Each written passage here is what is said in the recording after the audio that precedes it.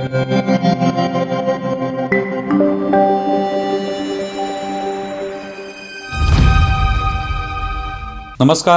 News डंकामध्ये मी महेश विचारे आपल्या सगळ्यांचं मनपूर्वक स्वागत करतो. मित्रांनो, इराण विरुद्ध अमेरिका आणि इस्रायल यांनी आक्रमण सुरू केल्यानंतर आता सगळीकडेच इंधनाची एक मोठी समस्या निर्माण झालेली आहे. प्रामुख्याने भारतामध्ये घरगुती गॅस किंवा कमर्शियल गॅस याची एक समस्या निर्माण झालेली आहे. तुटवडा निर्माण झालेला आहे. त्याच्याविषयी वेगवेगळी कारणं दिली जात आहेत आणि त्याचबरोबर त्यावरच्या उपाययोजनासुद्धा सरकार करण्याचा प्रयत्न करते. आता या निमित्ताने काँग्रेसने विविध ठिकाणी आंदोलनं केलेली आहेत. पण प्रामुख्याने ही गॅसची समस्या सुटावी किंवा गॅसची समस्या जी आहे तिला प्राधान्य देण्याऐवजी नरेंद्र मोदींवर टीका करता येईल हाच फक्त काँग्रेसचा उद्देश असल्याचे दिसतं. अर्थात सरकारवर टीका करणं यात काही गैर नाही, पण त्याच्यातून गॅसची समस्या जी आहे ती लोकांसमोर आली पाहिजे हे न दाखवता नरेंद्र मोदी ही समस्या आहे आपली हे काँग्रेसच्या एकंदरीत आंदोलनावरून दिसून येतं. आणि त्याच्यात मग त्यांचं हे आंदोलन अगदी संसदेच्या बाहेरसुद्धा दिसून येतं. विविध ठिकाणी देशभरामध्ये काँग्रेसचे कार्यकर्ते आंदोलन करताना दिसतात. आता त्याच्यात काँग्रेसने एक ट्विट केलं ज्यामध्ये नरेंद्र मोदी यांचा फोटो आणि एक गॅसची प्रचंड लांबलचक अशी रांग, त्या गॅस सिलेंडरच्या सोबत लोकांची सुद्धा रांग आहे, असं एक चित्र त्यांनी ट्विट केलं. आणि मोदी है तो मुमकिन है असं एक त्याच्यावर लिहिलं. मथळा त्याचा तसा होता. पण नंतर लक्षात आलं काँग्रेसच्या की मोदींचा फोटो वापरला, मोदी है तो मुमकिन है हे दाखवलं, पण मुळात जी रांग दाखवण्यात आली गॅस सिलेंडर आणि लोकांची रांग सोबतच, हे चित्र होतं 2011चं, म्हणजे काँग्रेसचं सरकार असतानाचं. मग ही कोणीतरी त्यांना आठवण करून दिल्यावर त्यांनी ते ट्विट डिलीट केलं. म्हणजे आंदोलनाच्या बाबत किती ते गंभीर आहेत हे त्याच्यावरून दिसून येतं की आपण आंदोलन करायचं आहे, पण त्याच्यात काय दिसलं पाहिजे, मोदींचा फोटो मोठा दिसला पाहिजे, मोदींचं कुठेतरी त्या ठिकाणी आपल्याला बदनामी करता आली पाहिजे, हा उद्देश आहे. गॅस एक केवळ निमित्त आहे आणि त्यामुळे त्यांना शेवटी ते ट्विट डिलीट करावं लागलं. संसदेत सुद्धा असाच एक मोठा बॅनर त्यांनी आणला होता आणि त्याच्यावर त्यांनी तशाच पद्धतीचा एक मथळा तयार केला होता की नरेंद्र भी गायब, सिलेंडर भी गायब.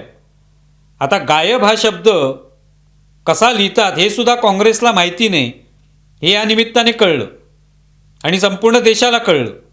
मग त्याच्यामध्ये देवनागरी भाषेत लिहिताना ज्ञाप हा शब्द लिहिला होता गायबच्या ठिकाणी.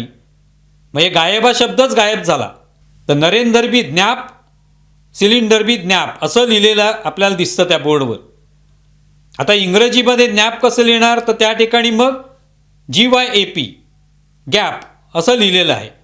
आता हे कदाचित नंतर हे सगळे बॅनर घेऊन उभे असलेले लोक होते, त्यांना नंतर कळलं असावे की आपण जे लिहिलेलं आहे नरेंद्र बी गायब आणि सिलेंडर बी गायब, त्यातला गायब हा मूळ शब्दच गायब झालेला आहे.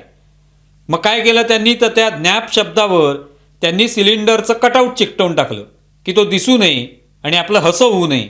पण लोकांना कळायचं ते कळलं, कारण त्याच्यातून ते दिसत होतं ही सगळी झालेल्या चुका अक्षरांच्या, शब्दांच्या, हे सगळं लोकांना कळलं. म्हणजे किती गंभीर आहेत पहा काँग्रेसचे लोक. एवढी जर खरोखरच गॅसबद्दलची समस्या आहे आणि त्याबद्दल लोकांना जागरूक करायचे, या सरकारची निष्क्रियता तुम्हाला दाखवायची आहे, तर निदान तुम्ही ते आंदोलन गंभीरपणे तरी घ्याल की नाही. त्यामुळे आंदोलक जे आहेत तेच मुळात गायब झालेले आहेत, ते हरवून गेलेले आहेत. त्यांना मोदींवर टीका करताना आपण काय लिहितोय, कशा पद्धतीचं आंदोलन करतोय हे सुद्धा कळेन असं झालंय. आता सगळीकडे जिथे ते आंदोलन चालू आहे त्याच्यामध्ये प्रामुख्याने काँग्रेसचीच आंदोलनं चालू आहेत. काँग्रेसचेच कार्यकर्ते, काँग्रेसचेच काही युवक काँग्रेसचे लोक असतील, हेच आंदोलनं करत आहेत. गॅस सिलेंडर घेऊन, गॅसचे पोस्टर घेऊन, त्यावर लिहिलेली वेगवेगळ्या प्रकारचे मथळे घेऊन हे आंदोलन सुरू आहे.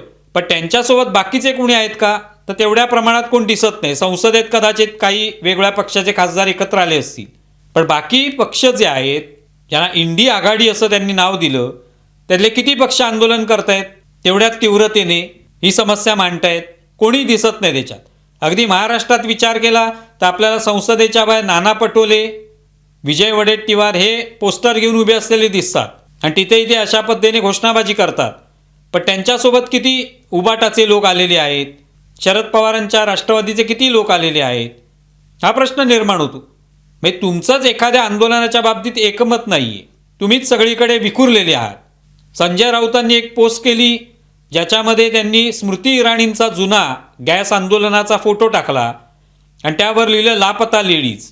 तो फोटो त्यांनी ट्विट केला, शेअर केला आणि एक प्रकारे स्मृती इराणींची टिंगल उडवली. तेच मग अनेकांनी केलेलं आहे. तोच फोटो जो आहे तो अनेक दिवस फिरताना आपल्याला पाहायला मिळतो, व्हायरल झालेला पाहायला मिळतो. त्यातून काय म्हणायचे की आता कुठे आहेत स्मृती इराणी? स्मृती इराणी कशाला हव्यात तुम्हाला? तुमच्या कोणी महिला नेता आणा, त्यांच्यामार्फत आंदोलन करा.